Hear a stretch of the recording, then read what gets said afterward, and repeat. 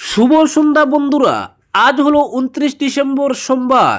আজকের সন্ধ্যার বিশেষ বিশেষ খবর হলো 100 আসনে একাই কংগ্রেস, বাকি 26-এ শরিকরা, বললেন গৌরব গগৈ। জোট নিয়ে বিলম্বে দলের অন্তর্মহলেই বাড়ছিল খুব। দুদিন আগেই ভূপেন বোরা সরাসরি বলেছিলেন বিরোধী বুট বাগ হলে এর দায় পড়বে প্রদেশ কংগ্রেসের উপরই। এই প্রেক্ষাপটে মিত্রতা নিয়ে অবশেষে মুখ খুলল বিগ ব্রাদার কংগ্রেস। 26-এর বিধানসভা নির্বাচনে দিশপুর থেকে বিজেপিকে পরাজিত করার লক্ষ্যে কংগ্রেস একাই লড়বে 100 আসনে।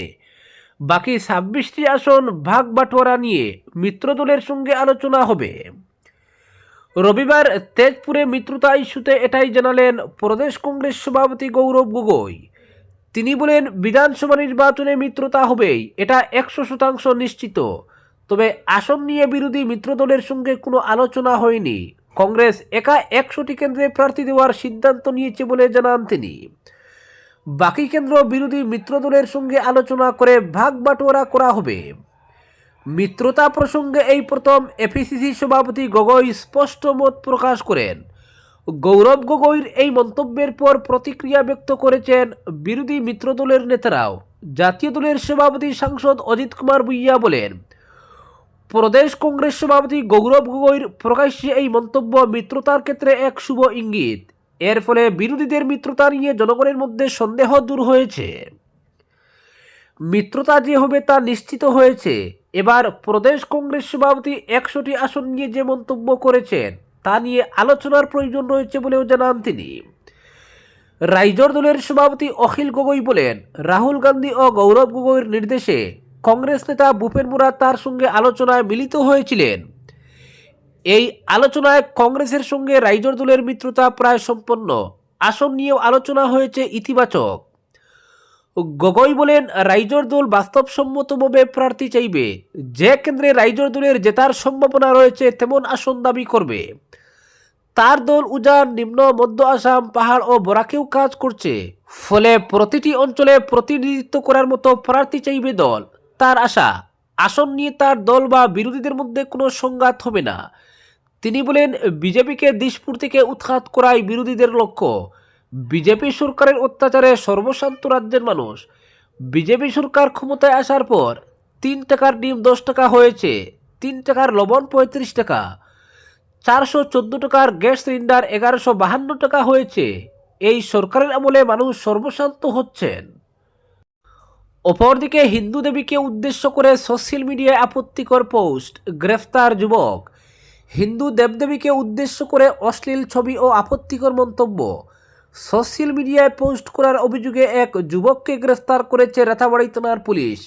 ধৃত যুবকের নাম সাবির আহমেদ। ওই যুবক রাতাবাড়ী থানা এলাকার জালালাবাদ বাজারের বাসিন্দা। তার বাবার নাম আব্দুল জব্বার। পুলিশ সূত্রে জানা গেছে, সম্প্রতি বাংলাদেশের ঘটনা প্রবাহকে কেন্দ্র করে দেশের বিভিন্ন প্রান্তে প্রতিবাদ কর্মসূচি চলছিল। সেই সংক্রান্ত একটি সংবাদ গুয়াহাটি ভিত্তিক একটি স্যাটেলাইট চ্যানেল তার ফেসবুক পেজে আপলোড করে। অভিযোগ, ওই পোস্টের কমেন্ট বক্সে অভিযুক্ত যুবক হিন্দু দেবী মা কালীর ছবি বিকৃতভাবে সম্পাদনা করে আপত্তিকর মন্তব্য সহ পোস্ট করেন। বিষয়টি প্রশাসনের নজরে আসতেই তৎপর হয় রাতাবাড়ী থানার পুলিশ। শনিবার গভীর রাতে অভিযুক্তকে আটক করে থানায় নিয়ে যাওয়া হয়। প্রাথমিক জিজ্ঞাসাবাদের পর তাকে গ্রেফতার করা হয়। রবিবার ধৃত যুবককে আদালতে পেশ করা হলে বিচার বিভাগীয় হেফাজতে পাঠানো হয়। এই ঘটনাকে ঘিরে এলাকায় তীব্র প্রতিক্রিয়া দেখা দিয়েছে। বিভিন্ন সংগঠন ও সচেতন নাগরিকরা ধর্মীয় অনুভূতিতে আঘাত হানার অভিযোগে দোষীর বিরুদ্ধে কঠোর আইনি ব্যবস্থা নেওয়ার দাবি জানিয়েছেন। পরিস্থিতির উপর কড়া নজর রাখছে পুলিশ প্রশাসন। অপরদিকে শিলচরে বাংলাদেশি সন্দেহে যুবককে প্রকাশ্যে নির্যাতন, শহরের বুকেই নাগরিকত্বের লিঞ্চিং। শিলচর শহর ফের প্রকাশ্যে মাথাচাড়া দিল আইনহীনতা ও ভয়াবহ সাম্প্রদায়িক সন্দেহের রাজনীতি। শুধু বাংলাদেশি তকমা সাটিয়ে এক যুবককে নৃশংসভাবে শারীরিক নির্যাতনের ঘটনায় চাঞ্চল্য ছড়িয়েছে বরাক উপত্যকা জুড়ে। রবিবার সকাল 7:30 নাগাদ শিলচরের ব্যস্ত হাসপাতাল রোড ও রাধামাধব রোড এলাকায় মুর্শিদাবাদ জেলার বাসিন্দা রিঙ্কু শেখকে একদল দুষ্কৃতী প্রকাশ্য রাস্তায় আটকে মারধর করে। প্রত্যক্ষদর্শী ও ভুক্তভোগীর বক্তব্য অনুযায়ী বরাকের বিভিন্ন এলাকায় দীর্ঘদিন ধরে পণ্য বিক্রি করে জীবিকা নির্বাহ করা রিঙ্কু শেখকে আচমকাই বাংলাদেশি বলে চিহ্নিত করে দুষ্কৃতীরা নিজের ভারতীয় নাগরিকত্ব প্রমাণ করতে রিঙ্কু ভোটার কার্ড ও আধার কার্ড দেখালেও তা আমল দেয়নি হামলাকারীরা, বরং আরও উত্তেজিত হয়ে তাকে শারীরিকভাবে লাঞ্ছিত করা হয় বলে অভিযোগ। পরিস্থিতি ক্রমশ ভয়াবহ হয়ে উঠলে প্রাণ বয়ে রিঙ্কু শেখ তার মোটরসাইকেল ও বিক্রির পণ্য ফেলে রেখে সেখান থেকে পালিয়ে যেতে বাধ্য হন। পরে পরিচিতদের সহায়তায় তাকে নিরাপদে উদ্ধার করা হয়। ঘটনার পর থেকে আতঙ্কে রয়েছেন তিনি। এই ঘটনার বিরুদ্ধে তাৎক্ষণিকভাবে সরব হয় বরাকের বিভিন্ন গণতান্ত্রিক ও মানবাধিকার সংগঠন। Barak union for civil liberties, Barak democratic front, forum for social harmony ও ইয়াসির সদস্যরা রিঙ্কু শেখকে সঙ্গে নিয়ে রাঙ্গিরখাড়ি থানায় হাজির হন এবং ঘটনার পূর্ণাঙ্গ তদন্ত ও দোষীদের বিরুদ্ধে কঠোর আইনি ব্যবস্থা গ্রহণের দাবিতে এজাহার দাখিলে সক্রিয় ভূমিকা নেন। থানার বাইরে দাঁড়িয়ে রিঙ্কু শেখ কুবের সঙ্গে জানান, আমি একজন ভারতীয় নাগরিক, কাগজপত্র দেখানোর পরও আমাকে মারধর করা হয়েছে। আমি নিরাপত্তা চাই, দোষীদের শাস্তি চাই।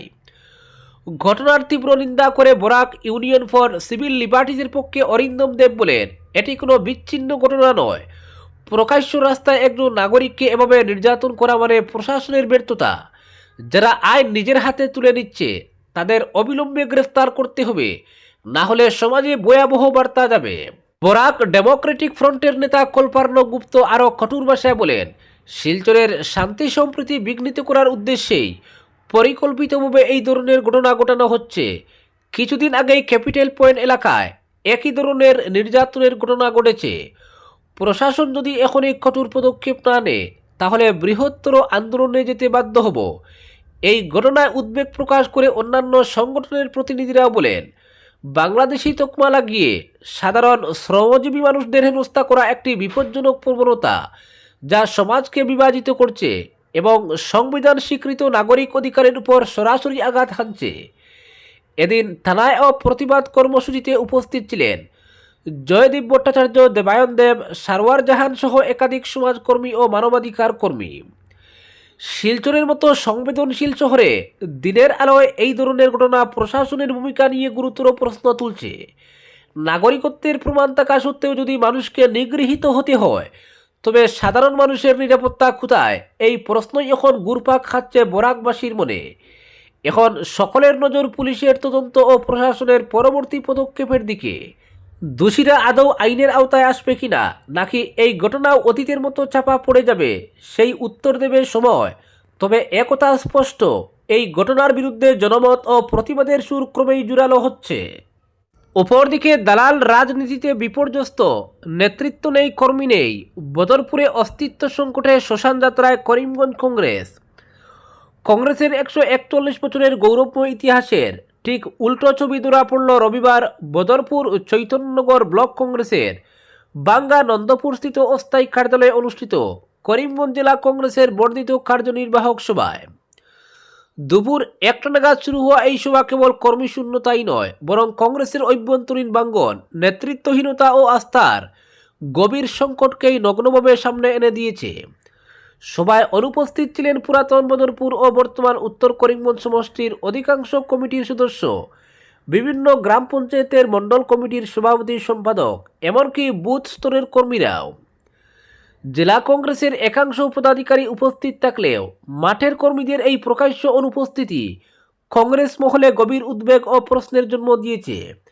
সবচেয়ে বিস্ময়কর বিষয়, সভায় উপস্থিত ছিলেন প্রদেশ কংগ্রেস কমিটির সম্পাদক তথা করিমগঞ্জ জেলা ইনচার্জ নাসির খান। তার উপস্থিতি সত্ত্বেও কেন দলীয় কর্মীদের এমন অনীহা ও অসহযোগিতা, এই প্রশ্নই এখন ঘুরপাক খাচ্ছে রাজনৈতিক মহলে। বিক্ষুব্ধ কংগ্রেস কর্মীদের অভিযোগ, সবার ডায়াসে শাসক দল ঘনিষ্ঠ একাধিক বিতর্কিত ব্যক্তিকে স্থান দেওয়া হয়, যাদের বিরুদ্ধে বিগত পঞ্চায়েত নির্বাচনে লক্ষ লক্ষ টাকার বিনিময়ে দলীয় টিকিট বিক্রির গুরুতর অভিযোগ রয়েছে। এই খলনায়কদের সঙ্গেই জেলা কংগ্রেসের সভা পরিচালনা করা হচ্ছে দেখে খুব সামলাতে না পেরে একাধিক কর্মী সভা ত্যাগ করেন। একান্তে ক্ষুব্ধ কর্মীদের বক্তব্য, বারবার প্রদেশ নেতৃত্বের কাছে শাসক ঘনিষ্ঠ টিকিট দালালদের বিরুদ্ধে নালিশ জানানো হলেও আজ পর্যন্ত কোনো কার্যকর ব্যবস্থা নেওয়া হয়নি। যারা দিনে কংগ্রেস করেন আর রাতে বিজেপির সঙ্গে আঘাত রাখেন, তাদের দিয়েই করিমগঞ্জ জেলা কংগ্রেসকে শক্তিশালী করার স্বপ্ন দেখানো হচ্ছে, যা বাস্তবে আকাশ কুসুম কল্পনা ছাড়া আর কিছু নয়। তাদের আরও অভিযোগ, এই বিতর্কিত নেতাদের কারণেই বিগত পঞ্চায়েত নির্বাচনে বদরপুর চৈতন্যনগর আঞ্চলিক পঞ্চায়েত বোর্ড গঠন করতে ব্যর্থ হয়েছে কংগ্রেস। এরপরও তাদের বিরুদ্ধে প্রদেশ ও জেলা নেতৃত্বের নীরবতা ও ভূমিকা প্রশ্নবিদ্ধ বলে মনে করছেন বহু কংগ্রেস কর্মী। দলের 141তম প্রতিষ্ঠা দিবসের সভায় বদরপুর ব্লক কংগ্রেস কার্যালয়ে সারি সারি খালি চেয়ার অতীতের সব রেকর্ড ভেঙে দিয়েছে। প্রবীণ কংগ্রেসি থেকে শুরু করে যুব কংগ্রেস কাউকেই দেখা যায়নি। জেলার অন্যান্য সমষ্টি থেকে কিছু কর্মীর উপস্থিতি সত্ত্বেও সভা পূর্ণ করা যায়নি। একসময় প্রাক্তন নেতাদের একটি ফোনেই যেখানে শত শত কর্মীর ভিড় উপচে পড়ত, আজ সেখানে কর্মীদের আনাগোনা নেই বললেই চলে। তারা সরাসরি প্রদেশ কংগ্রেস সভাপতি গৌরব গগৈর দৃষ্টি আকর্ষণ করে দাবি জানান, অবিলম্বে দালালমুক্ত কংগ্রেস গঠন করা না হলে আগামী দিনে করিমগঞ্জ জেলার 4টি বিধানসভা সমষ্টি শূন্য হয়ে যাবে, এতে কোনো সন্দেহ নেই। অন্যদিকে নবাগত বদরপুর চৈতন্যনগর ব্লক কংগ্রেসের সভাপতির আমন্ত্রণে বহু কর্মী যথাসময়ে উপস্থিত হলেও তাদের সঙ্গে ন্যূনতম সৌজন্য প্রদর্শন করা হয়নি বলে অভিযোগ ওঠে। সচেতন মহলের মতে বিশেষ দলীয় টিকিট প্রত্যাশীদের মধ্যে চলা ইগো লড়াইকেই বদরপুরে কংগ্রেস কর্মীদের হতাশা ও ক্ষোভের বহিঃপ্রকাশ। জেলা কংগ্রেস সভাপতি তাপস পুরকায়স্তের পৌরোহিত্যে অনুষ্ঠিত এদিনের সভায় উপস্থিত ছিলেন প্রদেশ কমিটির সম্পাদক শাহনওয়াজ হোসেন, জেলা কমিটির আহাদ হোসেন তালুকদার, ইয়ং ব্রিগেড সেবা দলের সন্দীপ নন্দী ও শুভজিৎ চক্রবর্তী, উমরপুর জিপির আঞ্চলিক পঞ্চায়েত সদস্য জুমা বেগম, আইনজীবী আব্দুল সবুর তাফাদার, জেলা কংগ্রেসের সাধারণ সম্পাদক আহমেদ সাহিল, প্রশাসনিক সম্পাদক রাজেন চৌধুরী, বদরপুর চৈতন্যনগর ব্লক কংগ্রেস সভাপতি কেজেড সেলিম আহমেদ, জেলা যুব কংগ্রেস সভাপতি নিজামুদ্দিন, ব্লক যুব কংগ্রেস সভাপতি সুলতান চৌধুরী, ফয়জুর রহমান, প্রবীণ কংগ্রেস কর্মী তাজুল ইসলাম সহ অন্যান্যরা। বদরপুরের এই সভা স্পষ্ট করে দিয়েছে, কংগ্রেসের সমস্যা আর কেবল বাইরের নয়, ভেতরের ক্ষতি আজ সবচেয়ে গভীর। দালাল রাজনীতি, নেতৃত্বের ব্যর্থতা ও কর্মীদের সঙ্গে দূরত্ব যদি দ্রুত মেরামত না হয়, তবে করিমগঞ্জ জেলায় কংগ্রেসের রাজনৈতিক অস্তিত্ব আরও সংকটে পড়বে, এমনটাই মত রাজনৈতিক পর্যবেক্ষকদের। আজকের বিশেষ সংবাদ এখানেই সমাপ্ত।